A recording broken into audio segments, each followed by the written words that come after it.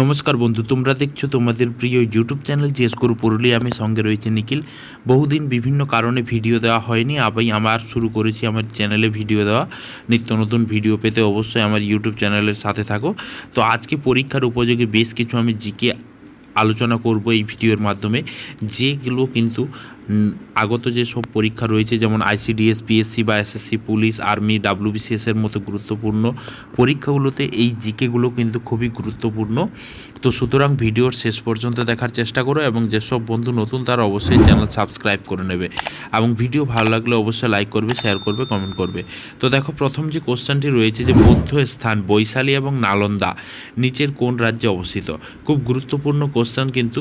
দেখো, গৌতম বুদ্ধ সারা দেশ জুড়ে তথা সারা বিশ্ব জুড়ে বৌদ্ধ ধর্ম শুরু করেছিলেন, এবং বিভিন্ন রাজা, ঐতিহাসিক রাজা, তারা কিন্তু সেই বৌদ্ধ ধর্ম, যেহেতু এটা শান্তির ধর্ম, তারা কিন্তু সারা দেশ জুড়ে প্রচার করেছিলেন। কিভাবে বৌদ্ধ ধর্ম বা জৈন ধর্মের আবির্ভাব হয়েছিল বা আজীবিক ধর্মের আবির্ভাব হয়েছিল, সেগুলো কিন্তু ডিটেলস ভিডিওর মধ্যে পেয়ে যাবে। তো আজকের ফার্স্ট কোশ্চেন যেটা রয়েছে, যে বৌদ্ধ স্থান বৈশালী এবং নালন্দা নিচের কোন রাজ্যে অবস্থিত। এই সম্প্রতি কিন্তু নালন্দা কিন্তু খুব গুরুত্বপূর্ণ একটা বিষয়, যে নালন্দাতে কিন্তু একটা রিসেন্টলি প্রায় 800 বছর পরে একটা ইউনিভার্সিটি আবার চালু হয়েছে, যেটা কিন্তু ইখতিয়ার উদ্দিন মোহাম্মদ বিন বখতিয়ার খলজি, একজন তুর্কি বীর, তিনি কিন্তু এটা ভেঙে দিয়েছিলেন, গুড়িয়ে দিয়েছিলেন। ঠিক আছে, তো আজকে দেখো এই ফার্স্ট কোশ্চেনটি রয়েছে, সেটা কোন রাজ্যে অবস্থিত। ছত্তিশগড়, বিহার, তেলেঙ্গানা না উড়িষ্যা। যেহেতু নালন্দা নামটা খুব ইম্পর্ট্যান্ট রয়েছে, তো বৈশালী একটা ডিস্ট্রিক্ট, এখানে কিন্তু নালন্দা একটা ডিস্ট্রিক্ট, যেটা কোথায় রয়েছে, বিহার। তো ফার্স্ট যে অ্যান্সারটা হয়ে যাবে সেটা হচ্ছে বিহার। নেক্সট দেখো, যে কোশ্চেনটি রয়েছে, যে জাতীয় হাইওয়ে 18 অর্থাৎ ন্যাশনাল হাইওয়ে 18 নিচের কোন রাজ্যের মধ্য দিয়ে যায় না। খুব ইম্পর্ট্যান্ট কোশ্চেন কিন্তু। দেখো, এখানে যে 4টা অপশন দেওয়া রয়েছে, সেটা হচ্ছে যে বিহার, পশ্চিমবঙ্গ, উড়িষ্যা এবং ঝাড়খণ্ড। তো এর সঠিক অ্যান্সার হয়ে যাবে কিন্তু বিহার।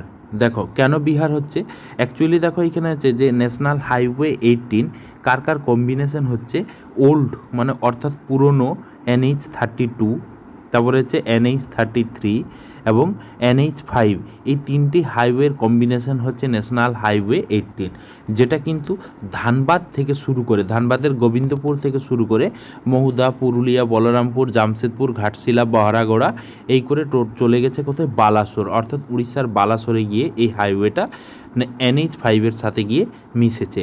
তো এর সঠিক অ্যান্সার হয়ে যাবে বিহার। খুব ইম্পর্ট্যান্ট কোশ্চেন। নেক্সট কোশ্চেন রয়েছে, যে রামোজি ফিল্ম সিটি নিচের কোন শহরের কাজ হচ্ছে অবস্থিত আর কি। তো দেখো এখানে রয়েছে, দেখো এখানে হচ্ছে পুনে, হায়দ্রাবাদ, মুম্বাই না গুরুগ্রাম। দেখো এখানে হচ্ছে রামোজি ফিল্ম সিটি, যেটা হচ্ছে আজ থেকে প্রায় 28 বছর আগে, অর্থাৎ 1996 সালে, আজ থেকে প্রায় 28 বছর আগে 1996 সালে হায়দ্রাবাদে রামোজি রাও, তিনি কিন্তু এই রামোজি ফিল্ম সিটি প্রতিষ্ঠা করেছিলেন। নেক্সট দেখো, যে কোশ্চেন রয়েছে, সেটা হচ্ছে সালসেট দ্বীপ ভারতের কোন রাজ্যে অবস্থিত।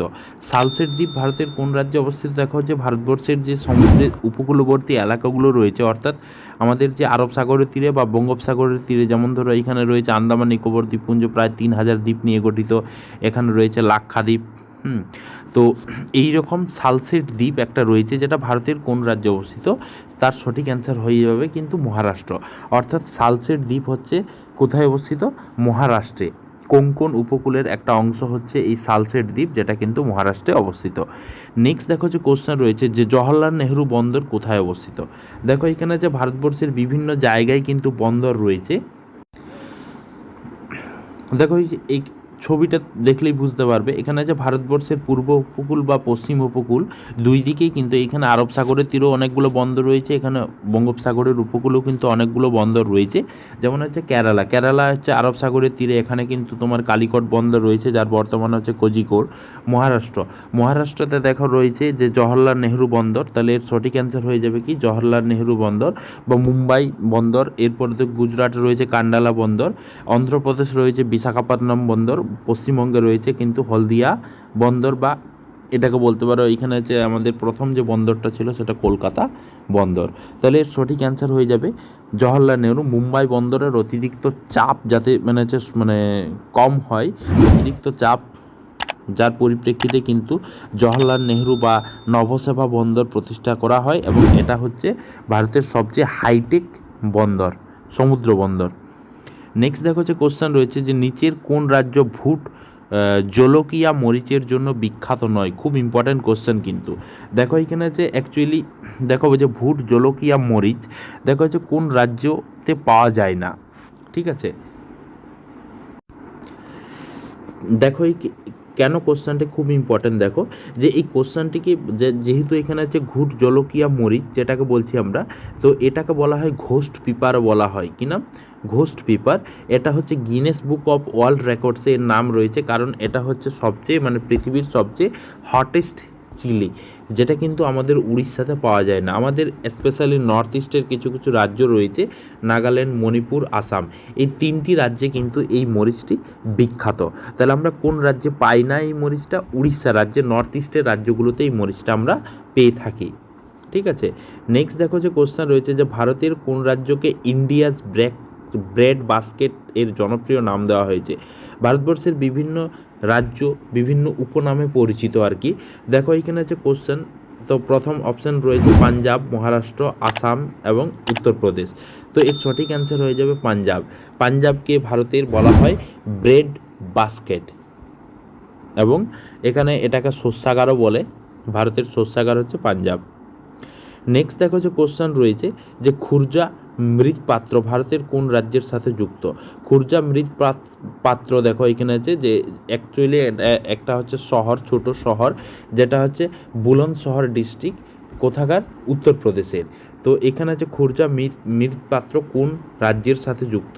খুরজা মৃৎপাত্র কিন্তু উত্তরপ্রদেশের সাথে যুক্ত। তো এর সঠিক অ্যান্সার হয়ে যাবে উত্তরপ্রদেশ। নেক্সট দেখো যে কোশ্চেন রয়েছে যে ভারতের কোন শহরে আপনি স্বামী বিবেকানন্দ বিমানবন্দর খুঁজে পাবেন? দেখো এখানে হচ্ছে কোন শহরে আপনি স্বামী বিবেকানন্দ বিমানবন্দর খুঁজে পাবেন। দেখো কন্যাকুমারিকা তামিলনাড়ু রয়েছে, এখানে রয়েছে রায়পুর ছত্তিশগড়, রাঁচি রয়েছে, রাঁচি হচ্ছে ঝাড়খণ্ড, দুর্গাপুর। দেখো এখানে হচ্ছে হচ্ছে এই শেষ দিক থেকে দেখো দুর্গাপুরে যে বিমানবন্দর রয়েছে সেটা হচ্ছে কাজী নজরুল ইসলাম বিমানবন্দর, রাঁচিতে যেটা রয়েছে সেটা হচ্ছে বিরসা মুন্ডা এয়ারপোর্ট, এবং রায়পুরে যেটা রয়েছে সেটা হচ্ছে স্বামী বিবেকানন্দ এয়ারপোর্ট, ঠিক আছে। তো সঠিক অ্যান্সার হয়ে যাবে কি স্বামী বিবেকানন্দ এয়ারপোর্ট কোথায় রয়েছে? ছত্তিশগড়ের রায়পুরে। নেক্সট দেখো লাস্ট অ্যান্ড ফাইনাল কোশ্চেন, দেখো এখানে কিন্তু অমরাবতী স্তূপ ভারতের কোন রাজ্যে অবস্থিত? অমরাবতী নামটা থেকেই কিন্তু তোমরা কোশ্চেনের উত্তর করতে পারবে। মধ্যপ্রদেশ, ছত্তিশগড়, অন্ধ্রপ্রদেশ, মহারাষ্ট্র। অমরাবতী নামটা ওতপ্রোতভাবে জড়িত, সেটা হচ্ছে অন্ধ্রপ্রদেশের সাথে, ঠিক আছে। তো এই অন্ধ্রপ্রদেশেই হচ্ছে কিন্তু অমরাবতী স্তূপ। অ্যাকচুয়ালি এই অমরাবতী স্তূপটা কারা বানিয়েছিলেন? সাতবাহন রাজারা বানিয়েছিলেন, সাতবাহন রাজারা বানিয়েছিলেন। মানে হচ্ছে এই অমরাবতী স্তূপ কী জন্য বানানো হয়েছিল? বৌদ্ধ ধর্মের স্মৃতি রক্ষার্থে বা বৌদ্ধ ধর্ম প্রচারের উদ্দেশ্যে কিন্তু অমরাবতী স্তূপটা সাতবাহন রাজারা বানিয়েছিলেন আজ থেকে প্রায় 1900 বছর আগে, ঠিক আছে। তো এই অমরাবতী, যেহেতু অমরাবতী হচ্ছে অন্ধ্রপ্রদেশের রাজধানী, এটাও কিন্তু খুব ইম্পর্ট্যান্ট। দেখো অমরাবতী নামটা থেকেই তোমরা কিন্তু বুঝতে পারবে। এই কোশ্চেনটা আরও ঘুরিয়ে ফিরিয়ে হতে পারে যে অমরাবতী স্তূপ কোন রাজারা বানিয়েছিলেন? সাতবাহন রাজারা, যেমন গৌতমীপুত্র সাতকর্ণী আজ থেকে প্রায় 1900 বছর আগে বানিয়েছিলেন। তো যাই হোক, এই ধরনের নিত্য নতুন ভিডিও পেতে এবং নিজের প্রস্তুতিকে আরও তুঙ্গে আনার জন্য অবশ্যই আমার ইউটিউব চ্যানেলের সাথে থাকো, এবং এইভাবে তোমরা কিন্তু প্রতিদিন রেগুলার ভিডিও পাবে স্ট্যাটিক জিকের ওপরে। তো যাই হোক, আমার ইউটিউব চ্যানেল অবশ্যই তোমরা ফলো করো, সাবস্ক্রাইব করে নেবে, এবং ভালো লাগলে লাইক করবে, শেয়ার করবে, কমেন্ট করবে। Thank you.